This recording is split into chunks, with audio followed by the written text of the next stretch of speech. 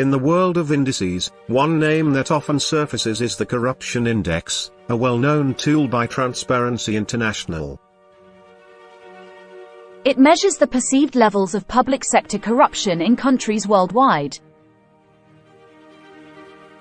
But, is it as clear-cut and straightforward as it seems?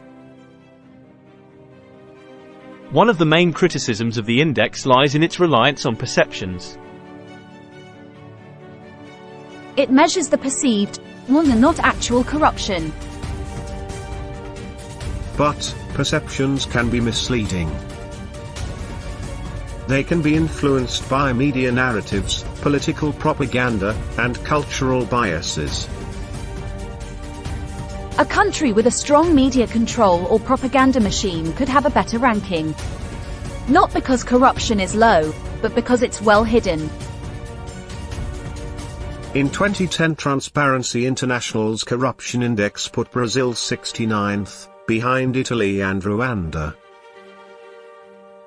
In contrast, the Global Corruption Barometer, which is based on a survey of citizens, found only 4% of Brazilians had paid a bribe.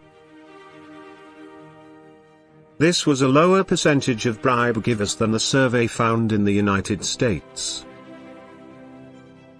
Another limitation is the index's focus on public sector corruption, largely ignoring the private sector. For example, the Volkswagen emissions scandal would not be part of the report. They involve private actors, but they have very real public impacts. It gets even more problematic in developing countries. Developing countries have massive differences in institutional integrity and controls between urban and rural centers. But the index measures them equally and collectively, giving a perception that a whole country is corrupt. For example, the administration of New York is likely to be altogether different to that which you will find in rural Kansas. So next time you see the corruption index, take it with a grain of salt.